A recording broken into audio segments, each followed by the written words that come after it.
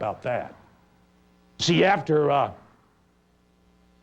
Ulysses S. Grant and I, which happened in early 1862, because he had been assigned the task of retaking and controlling the Mississippi. And I was sent to be his staff officer in charge of logistics, supplies, and men. I finally realized I'd met a general who knew what I knew and the politicians didn't know. You know, the politicians on both sides thought they were going to win this war with breath. But when you appeal to war, you appeal to death, and lots of death. And I saw this in Ulysses S. Grant. We took Fort Henry, we took Fort Donelson, and in both times when they surrendered and asked for terms, Ulysses S. Grant sent in this that would become his characteristic surrender term: unconditional surrender of the fort is the only acceptable terms for your surrender. And that was the way they surrendered.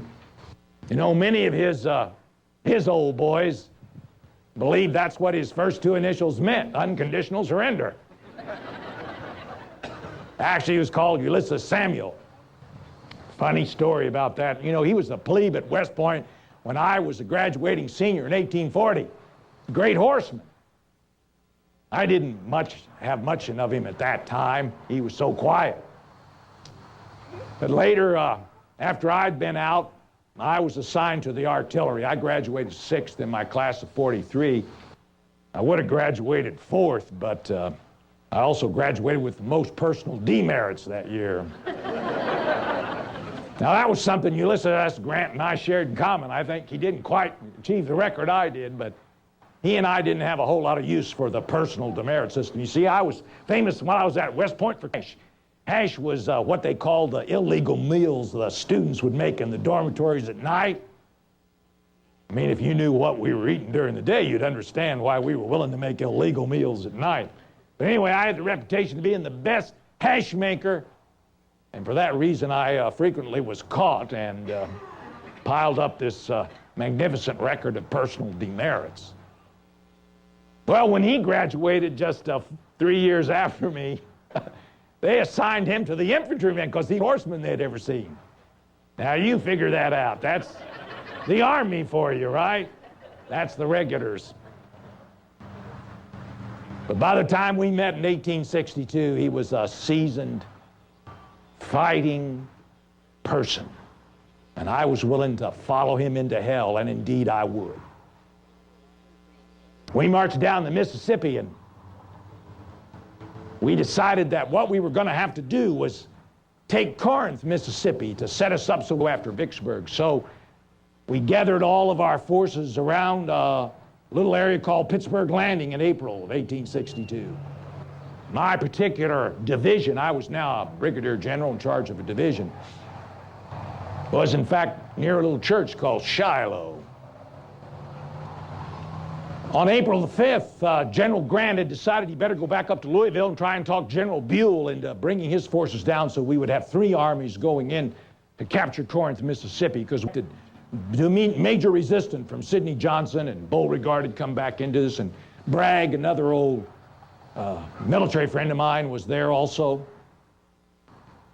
But at that time, you know, there was no general command, so you couldn't just ask for Buell to be sent down. You had to go and send your general up there and try and talk him into it.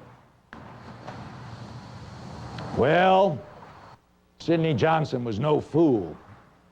So we woke up at our breakfast on April the 5th, 1862, and the Confederates were making famous for the first time that yell. And it was a scary one.